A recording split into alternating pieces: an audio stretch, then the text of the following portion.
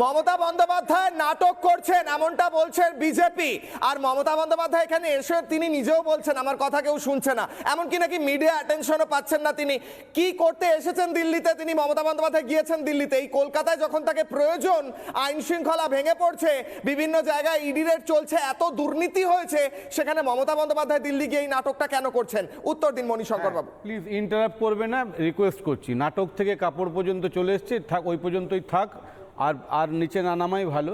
আমি যেটা বলছি যে এই যে নাটকের কথা বলছেন, ছিনিয়ে নেওয়ার কথা বলছেন না, দুর্গাপুজোটা ছিনিয়ে নেওয়ার চেষ্টা করেছিল, বিভিন্ন জায়গায় দেখলাম উদ্বোধন করতে পারলো না।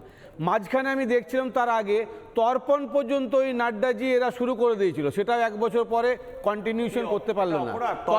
একদম না, কন্টিনিউশনটা বলছি, এক বছর করে আমাদের যাদেরকে আপনারা খুন করেছেন, আমাদের নেতারা প্রতি বছর তাদের জন্য তর্পণ করে, অনেক কিছু বলতে পারতাম। দিল্লির থেকে এসে এখানে তর্পণ করতে আসছি শুধুমাত্র ভোটের রাজনীতি করতে আমরা দেখেছি, সেটাই করুক, তর্পণ করা ভালো, তর্পণ করতে পারে, রাইট আছে, কিন্তু সেই কন্টিনিউশনটা নেই।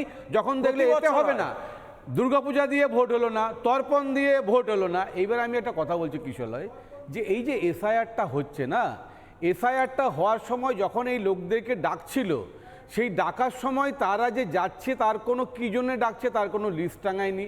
ডাকার পরে তাদেরকে কোনো রিসিট দিচ্ছে না, যে তিনি প্রেজেন্ট হয়েছেন তার কোনো প্রুফ থাকবে দিচ্ছে না।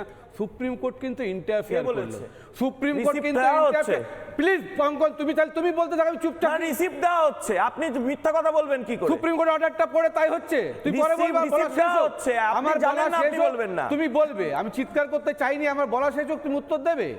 আমি বলছি তাহলে সুপ্রিম কোর্টকে ইন্টারফেয়ার করতে হলো এবং পরিষ্কার জানালো, তোমাকে টাঙিয়ে দিতে হবে যে কাকে কি জন্য ডাকা হচ্ছে, এবং রিসিট দেওয়া নিয়ে ফর্ম 7 বাদ দেওয়া নিয়ে অনেক ঝামেলা হয়েছে।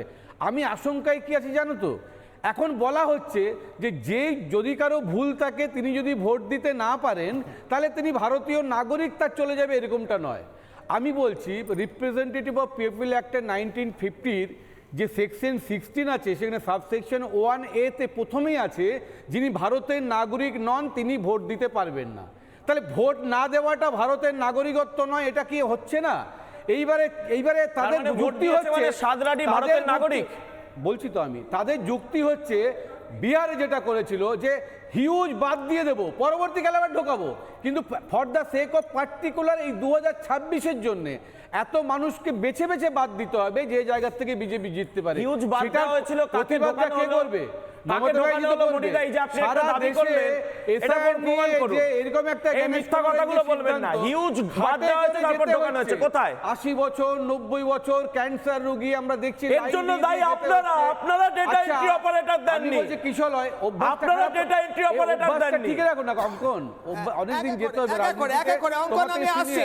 মণিশঙ্কর বাবু, আমার একটা অ্যাডিশনাল প্রশ্ন আছে, প্লিজ একটা প্রশ্ন নিয়ে নিন মণিশঙ্কর বাবু। আপনি একটা প্রশ্ন নিয়ে নিন স্যার, আমি আপনাকে বলতে দিলাম, আমি ইন্টারাপ্টেড, আবার বলতে দিচ্ছি। শেষ করব অঙ্কন, যেটা আমি আপনাকে একটা প্রশ্ন করছি স্যার। আমি আচ্ছা শেষ করুন, আমি তারপর প্রশ্ন করব, আপনি শেষ করুন। আমি বলবো অঙ্কন যেটা বলছে যে ধৃতরাষ্ট্রের মতো এত 100 ছেলে 50 ছেলে, সাধারণ মানুষ কি জানবে? আগেও যদি ভুল হয়ে থাকে সেটাও ইলেকশন কমিশনই দায়ী, এখনও যদি ভুল হয়ে থাকে সেটাও ইলেকশন কমিশন দায়ী। এমনটা নয় যে আগে ভোটার লিস্টটা প্রিপেয়ার করেছিল তৃণমূল কংগ্রেস বা সিপিএম, এখন করছে ইলেকশন কমিশন। যদি সেটাও ভুল হয়ে থাকে সেটা উত্তরটা দিন স্যার। আমার একটা অ্যাডিশনাল প্রশ্ন আছে। মমতা বন্দ্যোপাধ্যায় কালকে বললেন দিল্লি পুলিশ এসে বঙ্গভবনে নাকি তল্লাশি চালিয়েছে। দিল্লি পুলিশ স্পষ্ট বলল আমরা ওনার নিরাপত্তার জন্য বাইরে বাহিনী মোতায়েন করেছিলাম, কোনো তল্লাশি হয়নি। যদি সত্যি ইন্টেন্ট থাকে এসআইআর নিয়ে কথা বলা, তাহলে এসে মিথ্যাচার করা, নাটক করার কি আছে? কেন তিনি মিথ্যাচার করছেন? আমি বলছি কিশোরয়, তোমাদের কথায় মমতা ব্যানার্জি এরকম নাটক করে বলে পুরো ফোকাসটা চলে গেল রাহুল গান্ধীর দিকে, মমতা ব্যানার্জির দিকে গেল না, কিন্তু তিনি নাটক করেন। আমি বলছি এরকম একটা এমন দিন আছে যে রিপাবলিক বাংলা মমতা ব্যানার্জির প্রসঙ্গ ছাড়া আলোচনা করেছে, তোমরা ফোকাসটা রাখছো কেন? তোমরা কেন ফোকাসটা রাখছো?